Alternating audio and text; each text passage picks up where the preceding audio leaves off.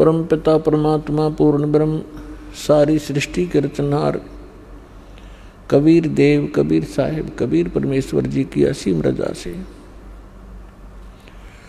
आप सभी पुण्यात्माएं ये अमृत ज्ञान सुनने के लिए उपस्थित हुए। परमेश्वर कौन है, कैसा है, वो कहाँ रहता है और वो कैसे प्राप्त होता है, ये जीव कहाँ से आया था, इसका उद्देश्य क्या है यहाँ जीने का, मृत्यु क्यों हो रही है, जन्म क्यों हो रहा है। हम आजीवन अपने परिवार के पोषण में अपना कोई मकान महल बनाने में कितनी लगन से लगे रहते हैं, उसके प्रति हमारा कितना अट्रैक्शन होता है, कितना लगाव होता है, और एक पल के अंदर मृत्यु होती है, हाहाकार मच जाता है। कितने ही प्रिय परिवार के सदस्य हों, तुरंत त्याग कर चला जाता है। ये कैसा जीवन है, हम इससे ऊब नहीं रहे, हम इससे थके नहीं हैं जन्म और मृत्यु से, क्योंकि हमें ज्ञान प्राप्त नहीं हुआ कि इस जन्म और मृत्यु के इस दीर्घ रोग का भी कोई विकल्प है, इससे छुटकारा हो सकता है। और जिन अज्ञानियों ने मोक्ष की परिभाषा बताई वो बिल्कुल यथार्थता के विपरीत थी। क्या कहते थे, कुछ तो ये कहते हैं कि जन्म मृत्यु तो बनी ही रहेगी, इसका कोई विकल्प नहीं है, ये तो यूनिवर्सल है, ये जो सच्चाई है यूनिवर्सल ट्रूथ है, उसको ये मानते हैं और इसमें कोई परिवर्तन नहीं हो सकता। कुछ एक मोक्ष की जो परिभाषा बहुत ही भिन्न और सुपीरियर बताते थे, वो क्या कहते थे कि आत्मा का ब्रह्म के अंदर लीन हो जाना, जिसे ब्रह्मलीन कहते थे, ये पूर्ण मोक्ष है। और कुछ एक ये कहते थे परमात्मा जो है, परमात्मा केवल प्रकाश है। ये तो विधान रहा जब तक परमात्मा कबीर जी कलयुग में अपना ज्ञान देने के लिए नहीं आए। उसके बाद परमात्मा ने आकर के खुद अपनी अमृतवाणी में यथार्थ अध्यात्म मार्ग और यथार्थ भक्ति विधि बताई और अपने निज स्थान का ज्ञान कराया। हम कहाँ रहते थे, हम कौन हैं, कहाँ से आए थे, हम इस जन्म और मृत्यु के कष्ट को क्यों उठा रहे हैं। हम ऐसे लोक में रह रहे हैं जहाँ कोई जीव स्थायी नहीं है। यहाँ के राजा नासवान, प्रजा नासवान होनी ही थी, यहाँ के भगवान नासवान, तो जीव अन्य प्राणियों का फिर क्या अस्तित्व। तो उस परमेश्वर ने जब तक ये अपना निज स्थान सतलोक सचखंड नहीं बताया था और उससे परिचित कुछ महापुरुषों को नहीं कराया था, तब तक हम केवल ब्रह्म को ही अंतिम ब्रह्म प्राप्ति और अंतिम उपलब्धि मानते थे। और हम अधिकतर अपने विष्णु जी और शंकर भगवान को, विष्णु भगवान जी को हम सर्वेश्वर मानते थे। सर्वेश्वर महेश्वर अजरो अमर हैं, इनका कोई माता पिता नहीं है। केवल ब्रह्मा जी को नासवान कहा करते थे ये हमारे नकली धर्मगुरु विष्णु जी और शंकर जी को अजरो अमर मृत्युंजय कालज्य सर्वेश्वर महेश्वर बताया करते थे। परमात्मा के ज्ञान को सुनकर एक नकली पंथ चला राधा स्वामी, और उस राधा स्वामी पंथ वालों ने, जो राधा स्वामी पंथ के प्रवर्तक माने जाते हैं, कहे जाते हैं श्री शिवदयाल जी, पन्ना गली आगरा वाले, उन्होंने परमात्मा की डेफिनेशन कैसी बताई? मूर्खों को भी हंसी आवे उस परम धनी की बताई डेफिनेशन को यदि आपको भी सुनाएं, दिखाएंगे। और उस अज्ञानी के पीछे करोड़ों की संख्या में बोली आत्मा लग गई उसको परम संत मान के, क्योंकि उसने कुछ पहले से भिन्न ज्ञान दिया अध्यात्म। उसने क्या बताया कि सतलोक है, ऊपर 4 लोक, कबीर परमात्मा का एक शब्द है, करने नो दीदार महल में प्यारा है। उसको पढ़कर अपने अज्ञान के आधार से उसको डिफाइन किया, उसका अनुवाद किया। उसमें पढ़कर के उसने क्या सुनाया कि एक सतलोक है, फिर अलख लोक है, फिर अगम लोक है, फिर अकय अनामी लोक है। उसके बाद फिर उसके अनुयायियों ने क्या बनाया कि सतलोक है, अलख लोक है, अगम लोक है, अनामी लोक है, और उससे ऊपर साडा राधा स्वामी लोक है। यानी और 5वां गढ़ दिया उन्होंने अपनी अज्ञानता के कारण। और श्री शिवदयाल जी को वो राधा स्वामी कहने लग गए, क्योंकि श्री शिवदयाल जी की धर्म पत्नी का नाम नारायणी देवी था। उसको प्यार से लोग, अन्य श्रद्धालु राधा जी कहा करते थे, और शिवदयाल जी को श्री कृष्ण माना करते थे। इसलिए श्री शिवदयाल जी को राधा स्वामी कहने लगे। जैसे कोई उमा स्वामी कहता है, उमा स्वामी, उमा का स्वामी कौन? भगवान शंकर। उमा स्वामी जो है, उमा स्वामी कहने का तात्पर्य है श्री शंकर जी को संबोधित कर रहा है वो व्यक्ति जो उमा स्वामी कह रहा है, यानी उमा का पति। राधा स्वामी, ये राधा का पति श्री शिवदयाल जी थे। अब श्री शिवदयाल जी क्या थे? श्री शिवदयाल जी कैसा अध्यात्म ज्ञान रखते थे और क्या उनकी भक्ति विधि थी? पुण्यात्माओं, दास को रोना आता है कई बार कि ऐसे मूर्ख आदमी के पीछे और ऐसे एजुकेटेड व्यक्ति फंसे पड़े,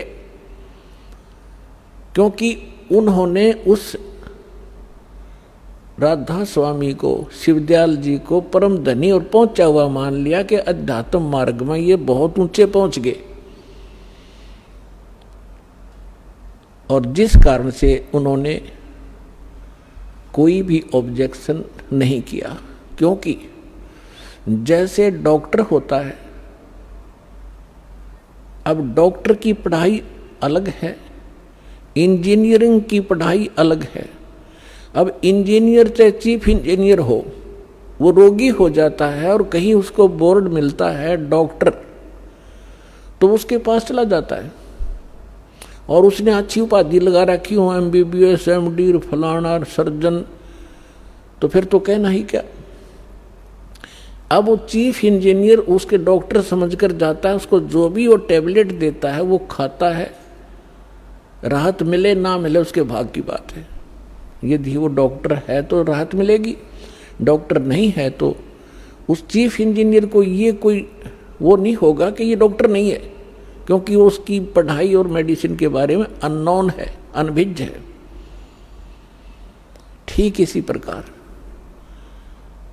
इस ग्रुप के अंदर जैसे हाईली एजुकेटेड व्यक्ति भी हैं, जैसे IAS, IPS, कर्नल, मिलिट्री के जो कर्नल, लेफ्टिनेंट, तहसीलदार, SDM, जज।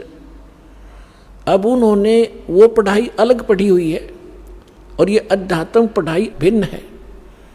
इन्होंने इसको राधा स्वामी के पंथ के प्रवर्तक को, श्री शिवदयाल जी को एक महापुरुष और पहुंचा हुआ संत मान कर समर्पण कर रखा है।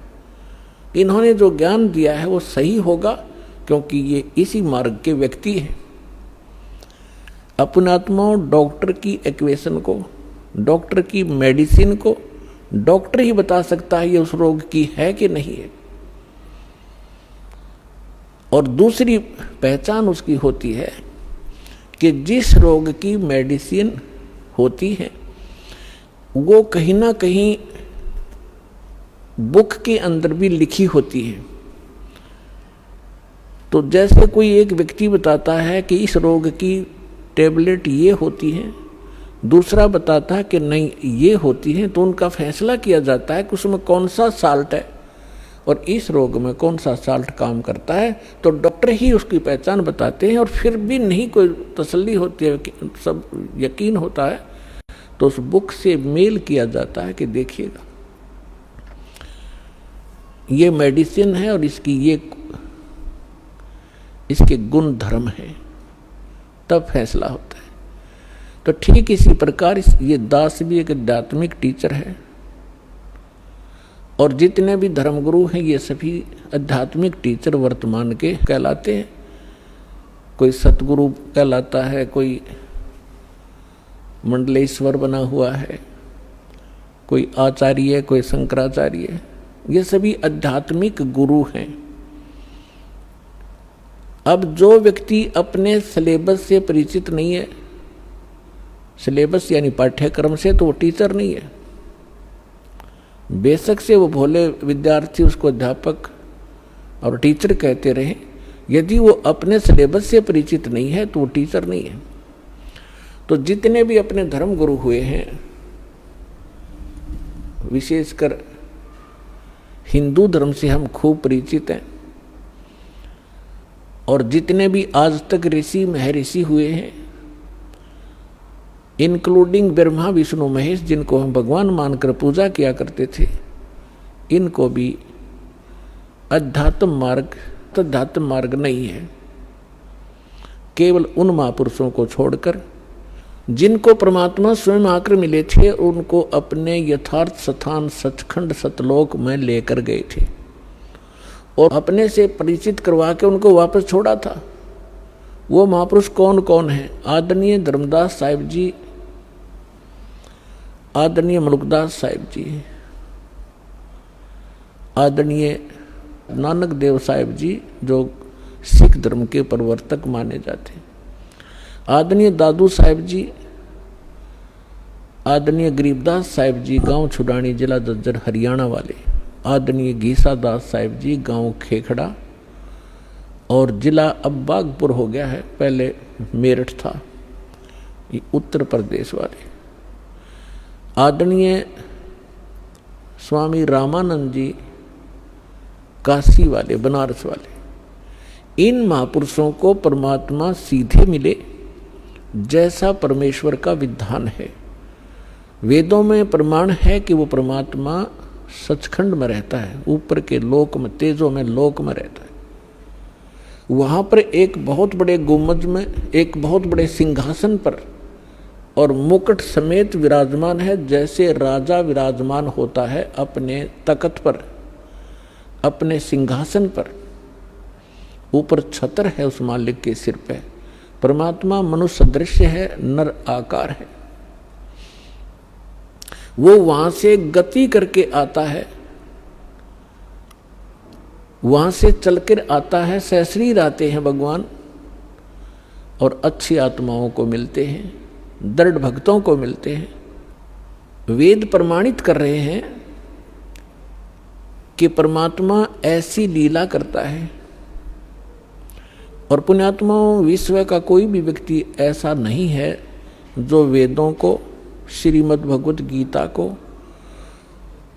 ये कहे कि ये व्यर्थ है, इनका ज्ञान सही नहीं है। और विशेषकर हमारे हिंदू धर्म के अंदर तो इस सिरोधार्य हैं ही हैं।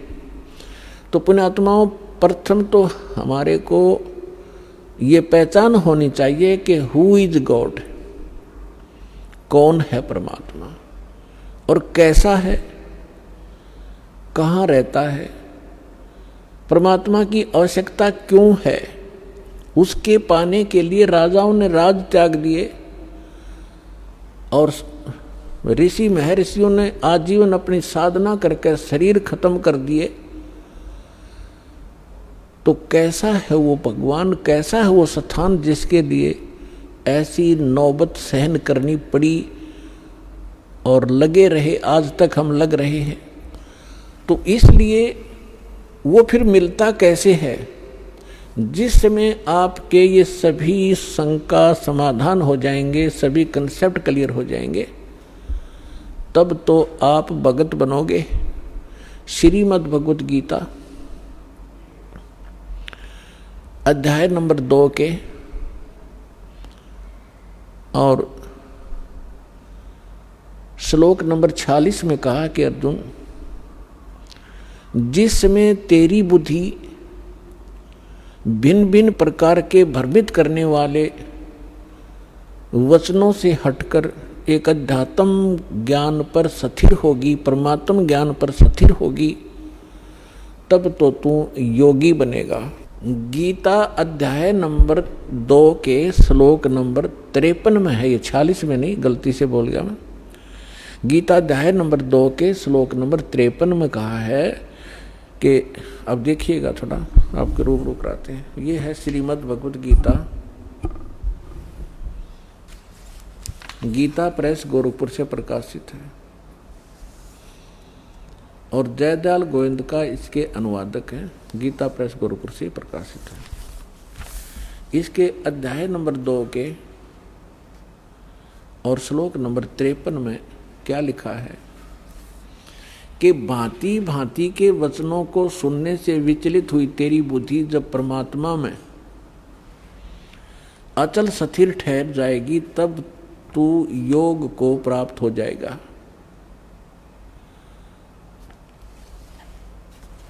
अब गीता अध्याय नंबर 2 के श्लोक नंबर 46 में क्या कहा कि अर्जुन, जिस प्रकार बहुत बड़े जलाशय की प्राप्ति के उपरांत व्यक्ति की आस्था छोटे जलाशय में रह जाती है, यानी बहुत बड़ी झील मिल जाने पर, पहले जिस समय श्रीमद् भगवत गीता का ज्ञान बोला गया था, उस समय पूरे विश्व में सभी मानव इन सरोवरों के किनारे ही बसा करते थे, तालाबों के किनारे बसा करते थे, उसी से पीते थे, उसी से नहाते धोते थे, स्वच्छ जल होते थे, वर्षा खूब होती थी, वृक्ष बहुत ज़्यादा होते थे और वृक्षों पर वर्षा होकर के जड़ी बूटियाँ के साथ जल इकट्ठा हो, जड़ी बूटियों पर वर्षा होकर के वो जल बहुत ही अच्छा, निर्मल और निरोगा होता था। वो एक तालाब, सरोवर या झील का रूप धारण कर लेता था और सभी उस पर आश्रित व्यक्ति जो भी जहाँ बसा है, यदि कोई छोटे जलाशय पर बसा है तो उसके लिए वो जलाशय उसका जीवन दाता है, उसके आश्रय वो जी रहा है।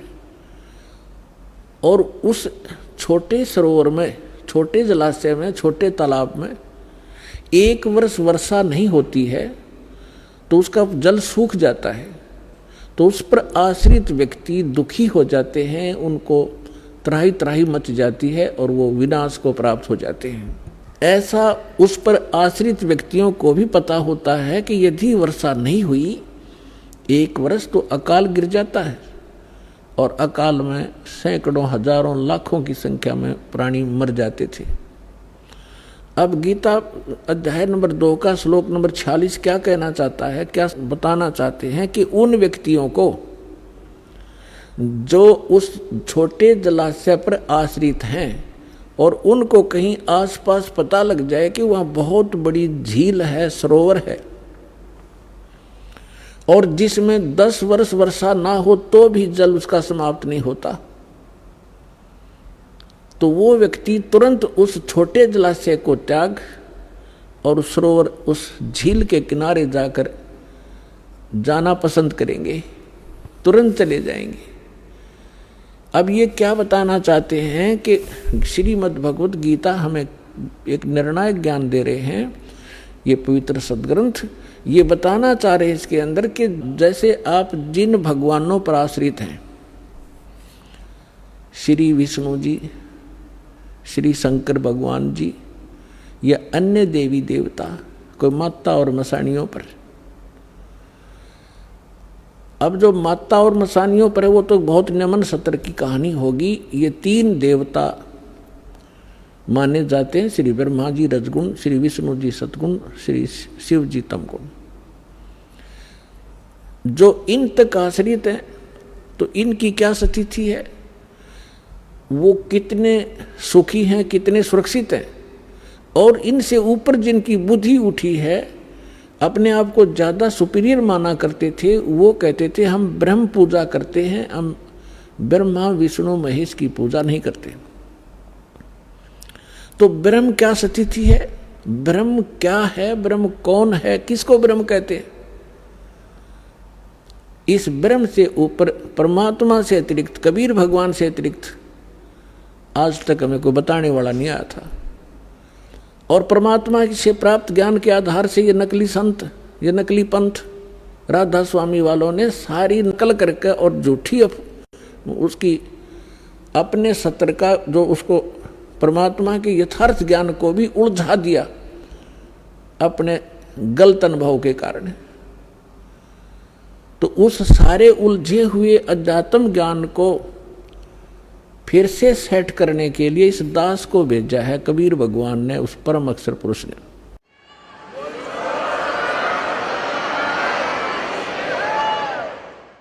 और उसके विषय में परमात्मा ने, कबीर साहब ने कहा कि 9 मन सूत उलझिया, ये ऋषि रहे जखमार, और सतगुरु ऐसा सुलझा दे, उलझे ना दूजी बार।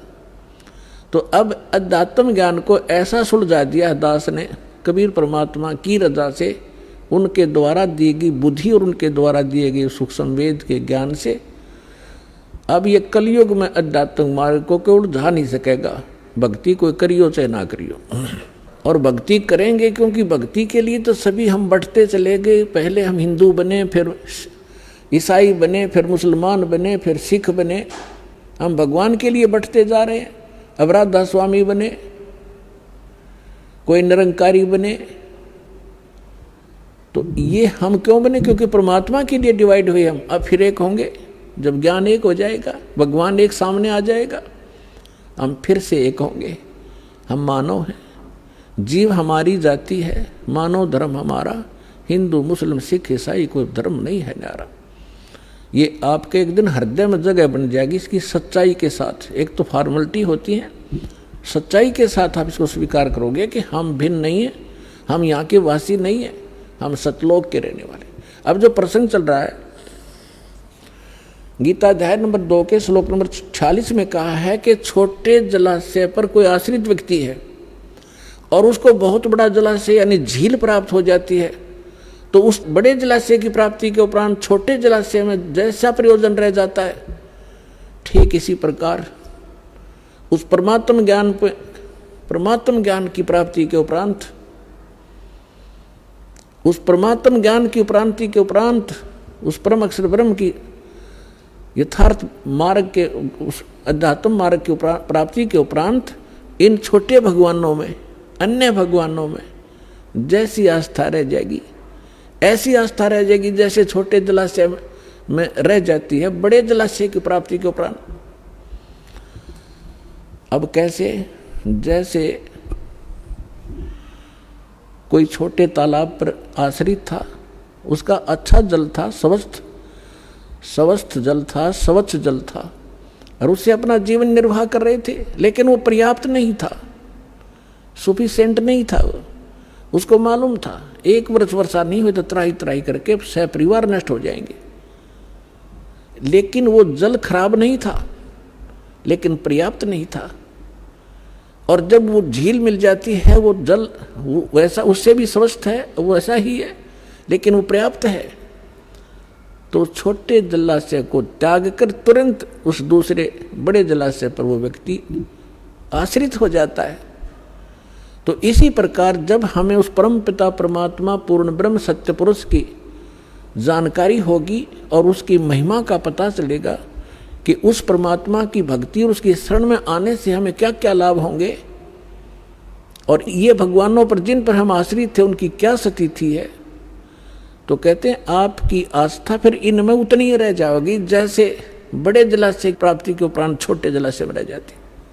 वो छोटे जलाशय बुरा नहीं लगता, लेकिन वो सफिशिएंट नहीं है, इसलिए उसको त्याग देना ही वो उचित समझता है।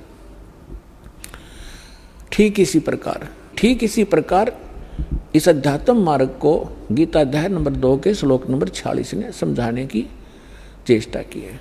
देखिएगा श्रीमद् भगवद गीता अध्याय नंबर 2 का, ये देखिए गीता अध्याय नंबर 2 और श्लोक नंबर ये 46। सब ओर से परिपूर्ण जलाशय के प्राप्त हो जाने पर छोटे जलाशय में मनुष्य का जितना प्रयोजन रहता है। अब इनकी तो बुद्धि ब्रह्म तक थी। ये अनुवादक हैं, ये कहता है कि ब्रह्म को रह जाता है। ब्रह्म को तत्व से जानने वाले ब्राह्मण का समस्त वेदों में उतना ही प्रयोजन रह जाता है। अब वेदों में नहीं, अभी अनुवाद तक में करना आया ही नहीं, इनको अकल थी नहीं कि ये वेद, ये ज्ञान बोल कौन रहा है, इनको ये नहीं मालूम था आज तक। इसका ये अर्थ बनता है कि जब परमात्मा जैसे छोटे जलाशय पर आश्रित व्यक्ति को सब ओर से परिपूर्ण जलाशय यानी कंप्लीट इन ऑल रिस्पेक्ट बहुत बड़ा मिल जाता है, तो उसका उतना ही प्रयोजन रह जाता है जैसे जिन ब्रह्म लिखा है वो परम अक्षर ब्रह्म है। उस परम अक्षर ब्रह्म की प्राप्ति के ज्ञान के उपरांत इन छोटे देवताओं में जैसे आस्था जीव का प्रयोजन रह जाता है, ऐसा ही रह जाता है जैसे बड़े जलाशय की प्राप्ति के उपरांत छोटे जलाशय में रह जाता है। अपने आत्मा सबसे पहले हमने ये देखना होगा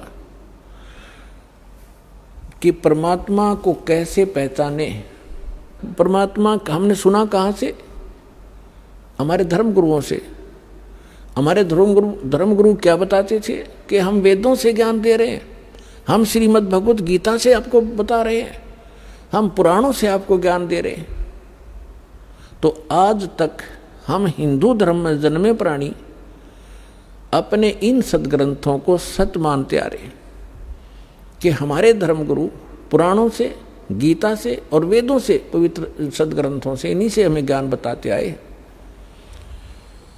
उस समय हम शिक्षित नहीं थे, हमारे पूर्वज शिक्षित नहीं थे। शिक्षा प्राप्त करने का केवल एक वर्ण को अधिकार था, ब्राह्मणों को, और समाज ने उन ब्राह्मणों को ये छूट दे दी थी कि आप इन वेदों को, सदग्रंथों को समझो और फिर समझकर हमें बताओ, फिर हम जो इनमें मार्गदर्शन है हमें समझाओ, हम फिर उसी तरह अपना जीवन निर्वाह करें और उसी तरह हम भी परमात्मा की भक्ति करें। और उसके लिए उनको फ्री छोड़ दिया कि हम तुम्हें दक्षिणा दिया करेंगे, आप अपना निर्वाह भी चलाओ उनसे और सदग्रंथों को अच्छी गहनता से जानो और फिर हमें बताओ। वो टीचर बनाए थे। अब उन धर्मगुरुओं ने जैसा ज्ञान समझा वो भी आपको प्राप्त है। आपको कैसा बता रखा है? ब्रह्मा विष्णु महेश को सर्वेश्वर, इनके कोई माता पिता नहीं, इनकी जन्म मृत्यु नहीं होती, ये सर्वेश्वर हैं। और कुछ एक ने क्या बताया कि ब्रह्म सुप्रीम पावर है। ब्रह्म अपने आत्माओं, ये तो बच्चों की व्याख्या थी, अनजान बालकों की दंत कथा, लोक वेद, सुना सुनाया अज्ञान भरा हुआ था ये सारा। अब पहले तो आपको दिखाते हैं कि ब्रह्मा विष्णु महेश का जन्म मृत्यु होता है, इनके माता पिता हैं। विशेषकर हिंदू धर्म कंप्लीटली इन दो देवताओं पर आश्रित है, श्री विष्णु जी और श्री शंकर जी। उसके बाद तो फिर जैसे भी हमें ज्ञान मिलता गया, बिखरता गया, कोई हनुमान पूज रहा है, कोई शेरा वाली का चिपट रहा है, कोई और काली माई का ही लगा हुआ है पूजा में, और फिर और नीचे सत्र में आगे हम खेत अपने कहीं 4 ईंट लगाई उसमें मत्था टेकन लाएंगे, या कोई मंदिर मस्जिद गुरुद्वारे बना के वहाँ परमात्मा खोजने लगे। लेकिन मुख्य रूप से हिंदू धर्म के लोग श्रद्धालु श्री विष्णु जी और श्री शंकर जी को सुप्रीम मानकर पूजते रहे। और हमें ये बताया गया था इनके कोई माता पिता नहीं, केवल ब्रह्मा जी की मृत्यु बताते थे। आयु फिक्स थी कि 100 वर्ष की आयु होती है, फिर अपने आप पैदा हो जाता है। और ये तीनों देवता स्वयंभू हैं, ऐसी बकवाद सुना रखी थी हमारे को। अब हमारे सदग्रंथ क्या बताते हैं, उनकी जीवनी क्या बताती है, उनकी इतिहास क्या बताता है, जिन सदग्रंथों को हम सच माना करते थे। देखिएगा, श्रीमद् देवी भागवत 3रा स्कंद, ये गीता प्रेस गोरखपुर से प्रकाशित है। ये देखिएगा, इसके ये सचित्र मोटा टाइप, केवल हिंदी, संपादक हनुमान प्रसाद पोदार, चिमनलाल गोस्वामी। और ये यहाँ से प्रकाशित है, मुद्रित और प्रकाशित। ये गीता प्रेस गोरखपुर से है। गीता भवन कार्यालय कोलकाता का संस्थान, गीता प्रेस गोरखपुर। इसके 123 पृष्ठ पर ले चलते हैं आपको, बिल्कुल 2 मिनट में सारी कहानी समझ में आ जाएगी। 123 पृष्ठ पे ये 3रा स्कंद। भगवान विष्णु अपनी माता दुर्गा की महिमा स्तुति करते हुए, उनकी स्तुति करते हुए बोल रहे हैं, तुम शुद्ध स्वरूपा हो, यह सारा संसार तुम ही से उद्भासित हो रहा है। मैं ब्रह्मा और शंकर, हम सभी तुम्हारी कृपा से विद्यमान हैं। हमारा आविर्भाव माने जन्म, तिरोभाव माने मृत्यु। हमारा तो जन्म और मृत्यु हुआ करता है, केवल तुम ही नित्य हो, जगत जननी हो, प्रकृति और सनातनी देवी हो। ये प्रकृति शब्द याद रखना कि दुर्गा को प्रकृति भी कहते हैं। जिस समय दास आपको श्रीमद् भगवत गीता में यह सिद्ध करेगा कि ब्रह्मा विष्णु महेश की उत्पत्ति दुर्गा से हुई है और वेदों गीता में वर्णित है, उस समय प्रकृति शब्द आपका काम आओगा कि प्रकृति दुर्गा को कहते हैं।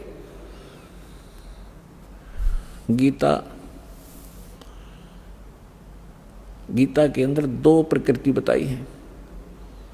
एक तो जड़, जैसे ये अग्नि वायु हवा आदि, और एक चेतन ये दुर्गा प्रकृति है।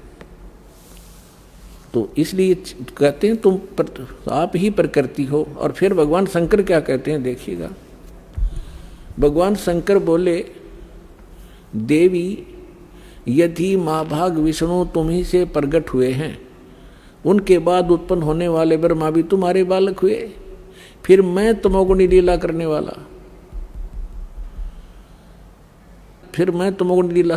वाला, शंकर क्या तुम्हारी संतान नहीं हुआ? अर्थात मुझे भी उत्पन्न करने वाली तुम ही हो शिवे। संपूर्ण संसार की सृष्टि करने में तुम बड़ी चतुर हो। इस संसार की सृष्टि, स्थिति और संहार में तुम्हारे गुण सदा समर्थ हैं। उन्हीं तीनों गुणों से उत्पन्न हम ब्रह्मा विष्णु एवं शंकर नियमानुसार कार्य में तत्पर रहते हैं। अपनात्माओं, इस पवित्र पुराण के चंद पंक्तियों ने 4-5 कंसेप्ट क्लियर कर दिए। नंबर 1, ब्रह्मा विष्णु महेश की जन्म मृत्यु होती है, ये अविनाशी नहीं है। दूसरा ये कर दिया कि दुर्गा प्रकृति को कहते हैं। तीसरा ये हो गया कि प्रकृति दुर्गा इनकी माँ है, और चौथा ये हो गया कि रजगुण ब्रह्मा है, सतगुण विष्णु, तमगुण शिव जी, और पांचवा ये हो गया कि ये भगवान केवल वर्क डन दे सकते हैं, जैसा जिसका कर्म है इसमें ये कोई परिवर्तन नहीं कर सकते। ये इससे सिद्ध हो गया। अब ये सिद्ध हो गया कि ब्रह्मा विष्णु महेश नासवान है। अब जो भगवान नासवान हैं और हम उनकी पूजा करते हैं तो हम भी नासवान हैं, क्योंकि हम वहीं जाएंगे जहां उनका लोक है। ब्रह्मा जी का उपासक ब्रह्मा जी के लोक में, विष्णु जी का उपासक विष्णु जी के लोक में, शिव जी का उपासक शिव जी के लोक में। और ये भगवान नासवान है और इनकी भी मृत्यु होगी, इनका लोक भी नाश होगा, तो फिर हम भी गए जन्म मृत्यु में। यानी हमें कंप्लीट मोक्ष नहीं हुआ, संपूर्ण मोक्ष नहीं हुआ। कौन सा मोक्ष? श्रीमद् भगवत गीता अध्याय नंबर 15 के श्लोक नंबर 1 से 4 में कहा है कि ये ऊपर को जड़ और नीचे को तीनों गुण रूपी शाखा वाला संसार रूपी वृक्ष है, और जो संत इसके सभी पार्ट्स को विभिन्न विभिन्न बता देगा वह तत्वदर्शी संत है, वेद के तात्पर्य को जानने वाला है। फिर बताया है कि उसके पश्चात गीता अध्याय नंबर 15 के श्लोक नंबर 4 में कहा है, जब तत्वदर्शी संत मिल जाए उसके पश्चात परमेश्वर के उस परम पद की खोज करनी चाहिए जहां जाने के बाद साधक लौटकर कभी संसार में नहीं आते। और जिस परमेश्वर ने सभी ब्रह्मांडों की रचना की है, अर्थात जिस परमेश्वर से संसार रूपी वृक्ष की प्रवृत्ति विस्तार को प्राप्त हुई है, भावार्थ है कि जिसने सब ब्रह्मांडों की रचना की है वो कंप्लीट गॉड है, वो पूर्ण परमात्मा है। केवल उसी की भक्ति करो, गीता ज्ञानदाता स्पष्ट कर रहा है। और फिर कहता है कि अर्जुन चौथे अध्याय के 5 और 9 श्लोक में, दूसरे अध्याय के 12 श्लोक में गीता जी में, और 10वें अध्याय के दूसरे श्लोक में गीता ज्ञानदाता कहता, अर्जुन तेरे और मेरे बहुत जन्म हो चुके हैं, तू नहीं जानता मैं जानता हूं। अब जैसे हम श्री कृष्ण जी को मानकर चलें कि श्री कृष्ण जी गीता का ज्ञान दे रहा है, इन अज्ञानियों के आधार से हम चलें, तो भी गीता ज्ञानदाता तो अपने आप को कह रहा है मैं नासवान हूं, मेरी जन्म मृत्यु होती है।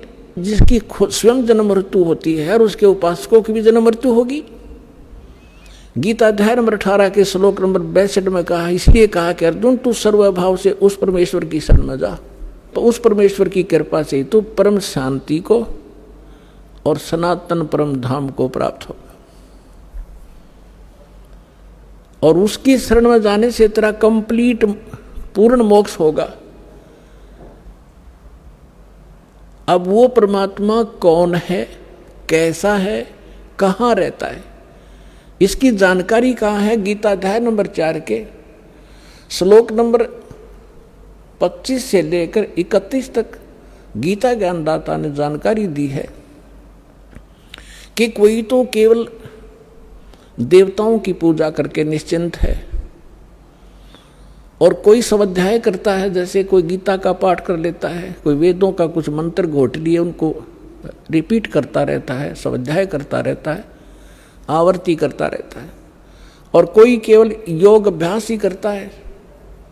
कोई प्राण अपान, इसकी अपान की क्रिया को, जैसे कुछ कहते हैं कि श्वास पर ध्यान रखो, बाहर आ रहा है अंदर जा रहा है, कोई बात हुई, ना ध्यान रखोगे तब भी ये तो आ जा रहा है।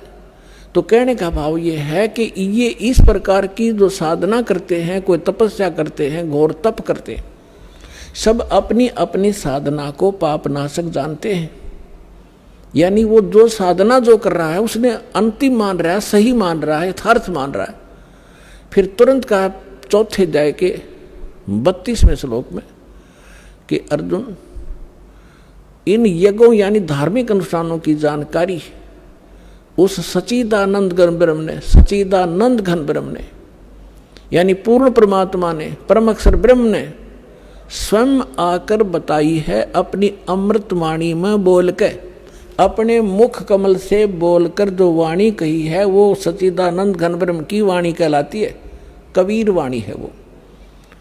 उसमें इन अध्यात्म यज्ञों का, अनुष्ठानों की विस्तार से जानकारी दी गई है और वो तत्व ज्ञान है। उसके जानने के बाद तो सब पाप कर्मों से मुक्त हो जाएगा। अब चौथे अध्याय के 34वें श्लोक में कहा कि अर्जुन, उस तत्व ज्ञान को जो सच्चिदानंद घन ब्रह्म स्वयं अपने मुख कमल से आकर बोलता है, वो तत्व ज्ञान है। अपनी अमृत वाणी में बोलता है, अपने मुख से बोलता है, वो तत्व ज्ञान है। और उस तत्व ज्ञान को तू तत्वदर्शी संतों के पास जाकर समझ। उनको दंडवत प्रणाम करने से, कपट छोड़कर उनकी सेवा करने से वह तत्वदर्शी संत तुझे तत्व ज्ञान का उपदेश करेंगे। अपने आत्माओं, ये श्री मद् भगवत गीता का अनुवाद कर्ताओं ने अपनी बुद्धि को श्री कृष्ण जी पर फिट रखा कि श्री कृष्ण जी गीता का ज्ञान दे रहे हैं, श्री कृष्ण जी परब्रह्म हैं, श्री कृष्ण जी ही पूर्ण ब्रह्म हैं। और इसी को आधार मानकर गीता जी का अनर्थ कर डाला है इन्होंने अनुवादों का। अनुत्तम को और सर्वश्रेष्ठ लिख दिया।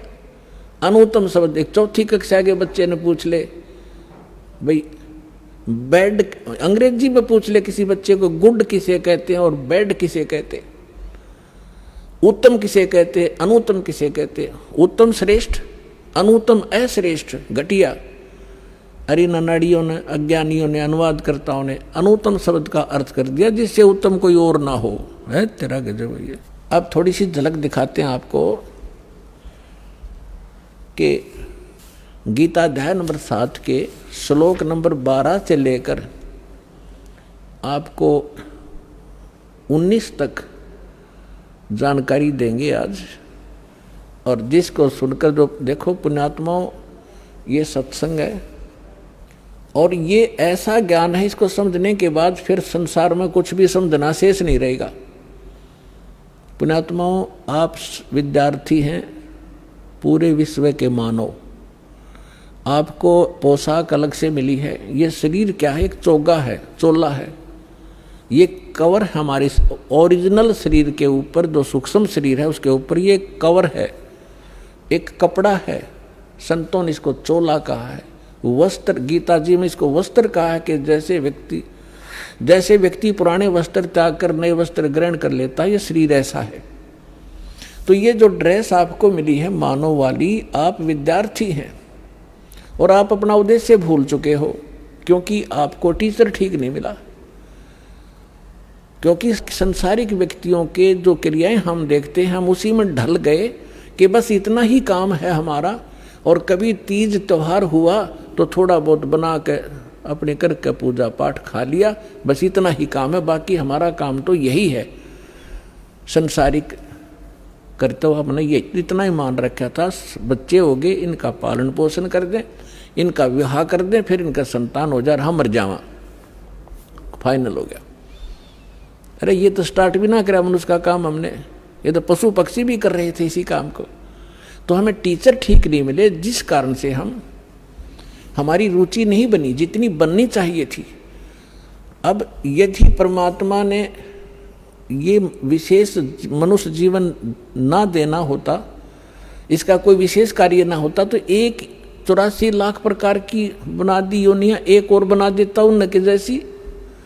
ये उन पुण्यात्माओं को ये पोशाक मिली है जो बहुत पुण्यकर्मी प्राणी है, जो परमात्मा पाने योग्य नंबर प्राप्त है उनको, इसलिए उनको ये प्रवेश हुआ है इस भगवान वाली यूनिवर्सिटी में जिसमें परमात्मा पाया जा सकता है। उनको ये ड्रेस नारी मिलती है। स्कूल के बच्चे होते हैं, उनकी ड्रेस अन्य होती है, और अन्य जो बच्चे काम खेतों में करते हैं, मजदूरी करते हैं, उनकी ड्रेस अन्य होती है।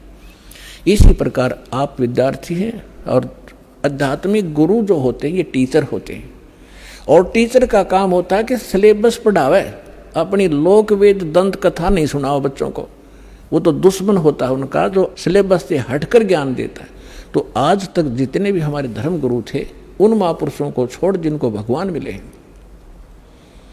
जिनके शुभ नाम दास ने पहले बता दिया आपको। बाकी सभी हमें लोक वेद सुना रहे थे, गीता अपने सदग्रंथों से हटकर ज्ञान सुना रहे थे। अब दास आपको सुनाना जा रहा है 7वें अध्याय में स्पष्ट लिखा है गीता ज्ञानदाता ने कि अर्जुन अब मैं तुझे ऐसा ज्ञान सुनाने जा रहा हूं जिसको सुनकर, जिसको जानकर फिर इस संसार में कुछ जानना शेष नहीं रहेगा। अब देखिएगा, अब इससे पहले थोड़ा सा कंसेप्ट ये क्लियर करता हूं। 4थे अध्याय का 32वें श्लोक में इन्होंने गड़बड़ कर रखी है अनुवादकर्ताओं ने। ये देखिएगा 4थे अध्याय का 32वां श्लोक, ये है श्रीमद् भगवद गीता, गीता प्रेस गोरखपुर से प्रकाशित है। जयदयाल गोविंद का इसके अनुवादक हैं। और ये अध्याय नंबर 4 का और श्लोक नंबर 32। इसमें देखिएगा एवं बहुविधा यगा वितता, ये ब्रह्मणे शब्द है, ब्रह्मणे मुखे, ब्रह्मणे मुखे। आप एजुकेटेड हैं पुण्यात्माओं, परमात्मा ने आपको शिक्षा इसलिए दी है कि आप भगवान को पहचानने में सक्षम हो जाए।